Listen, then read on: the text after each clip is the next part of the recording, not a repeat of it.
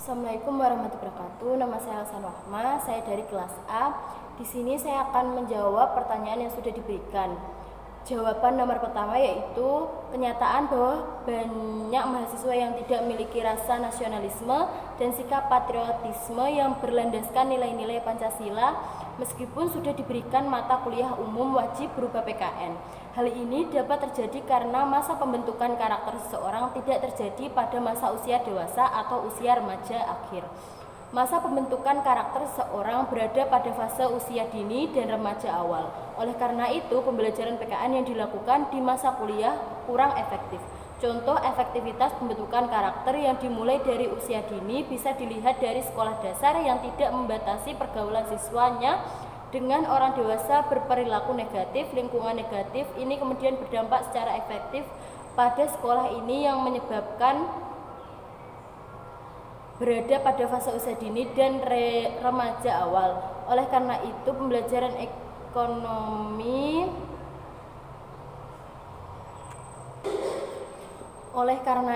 pembelajaran PKN yang dilakukan di masa kuliah kurang efektif. Contoh efektivitas pembentukan karakter yang dimulai dari usia dini bisa dilihat dari sekolah dasar yang tidak membatasi pergaulan siswanya dengan orang dewasa berperilaku negatif, lingkungan negatif. Ini kemudian berdampak secara efektif pada sekolah ini yang menyebabkan muridnya cenderung bersifat kasar hingga dewasa. Berbeda dengan perguruan tinggi, kecenderungan mahasiswa terhadap lingkungan justru lebih kepada kecocokan kepribadian. Jawaban nomor 2. Ketahanan ideologi Pancasila kembali diuji ketika dunia masuk pada era globalisasi di mana banyaknya ideologi alternatif merasuki ke dalam segenap sendi-sendi bangsa melalui media informasi yang dapat diangkat oleh seluruh anak bangsa. Kata Deputi Reni menjelaskan bahwa Pancasila sejatinya merupakan ideologi terbuka, yakni ideologi yang terbuka dalam menyerap nilai-nilai baru yang dapat bermanfaat bagi keberlangsungan hidup bangsa. Namun di sisi lain diharuskan adanya kewaspadaan nasional terhadap ideologi baru. Apabila Indonesia tidak cermat, maka masyarakat akan cenderung ikut arus ideologi luar tersebut. Sedangkan ideologi asli bangsa Indonesia sendiri, yakni Pancasila, malah terlupakan baik nilai-nilainya maupun implementasinya dalam kehidupan sehari-hari. Jawaban nomor 3.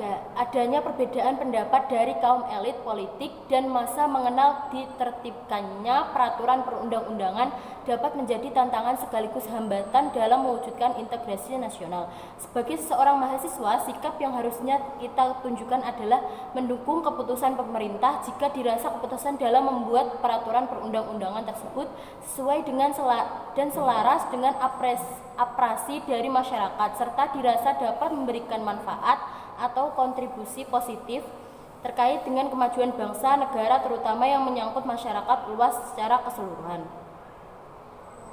Jawaban nomor 4. Jawaban adalah pemerintah melalui instrumen hukum yang ada telah menjamin serta mengakomodir perlindungan hak anak, tetapi kerjasama antar instansi terkait masih belum saling terintegrasi sehingga banyak tumpang tindih.